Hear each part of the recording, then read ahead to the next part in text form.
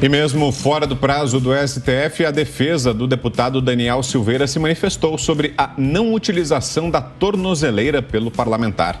O STF havia dado um prazo de 48 horas para a explicação, mas encerrou o prazo no meio da tarde desta sexta-feira. Reportagem de Carolina Abelim.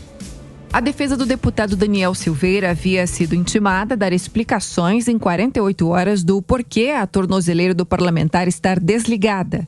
Esse prazo, porém, teria se encerrado no meio da tarde desta sexta-feira, o que a defesa contesta. Segundo o advogado do parlamentar, Paulo Faria, a justificativa poderia ser apresentada ao ministro Alexandre de Moraes até às 23 horas e 59 minutos, classificando a manifestação como impreterivelmente tempestiva para a frustração do eminente relator e apressados servidores que não respeitam o devido processo legal e ampla defesa. Na manifestação, o advogado de defesa ainda exalta o decreto de Jair Bolsonaro e expressa agradecimento ao presidente pela graça concedida. Segundo a defesa, o parlamentar é um perseguido político e o relator do processo o acusará e condenará um crime inexistente apenas para satisfação e deleite particulares. O advogado continua dizendo que, com a graça, restabeleceu-se a ordem e o respeito à Constituição Federal, que havia, segundo ele, caído em desgraça. O documento aponta ainda que, resgatando a dignidade da nossa surrada Constituição Federal, viu-se o mandatário máximo da nação exercer com altivez, maestria e coragem o seu mister privativo disposto no inciso 12, artigo 84 da Carta da República. Segundo a defesa, Daniel Lúcio da Silveira é um homem livre, sem multas a pagar, sem penas a cumprir, com um mandato eletivo, ativo e direitos políticos preservados.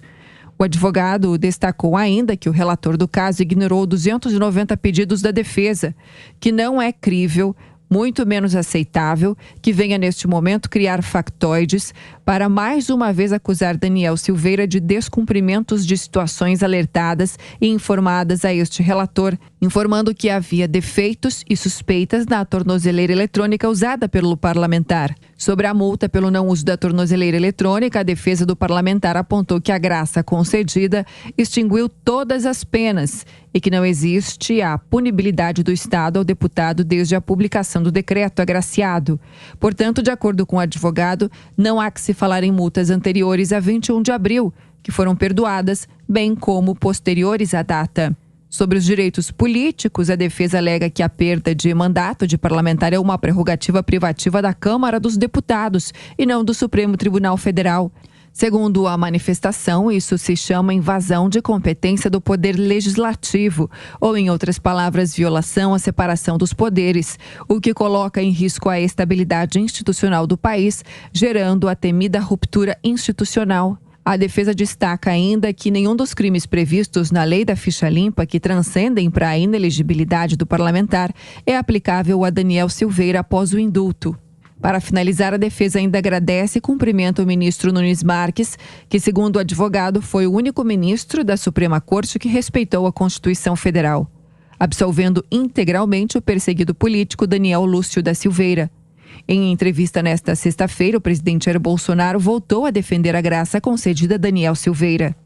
Não se discute que houve um excesso por parte do Supremo Tribunal Federal. Um deputado federal, por mais que ele tenha falado coisas absurdas, e ninguém discute isso, que foram coisas absurdas, a pena não pode ser 8 anos e 9 meses de cadeia e regime fechado, perda de mandato, inelegibilidade e multa. Houve um excesso.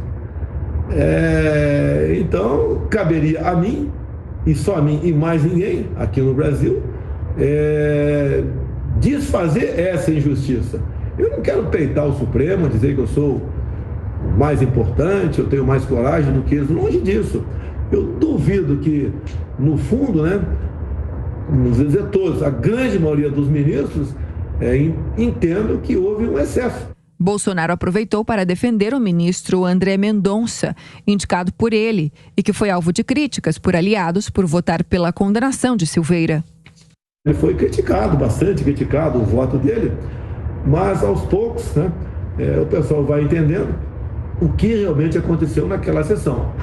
Pode ter certeza, o André Mendonça é uma pessoa de princípios, pessoa religiosa, família, conservador, tem uma bagagem cultural enorme, tá? É uma pessoa que nós trabalhamos muito para ele conseguir aquela cadeira no Supremo Tribunal Federal, e tenho certeza, é um homem que está ao lado do Brasil, ao lado do povo e ao lado da família.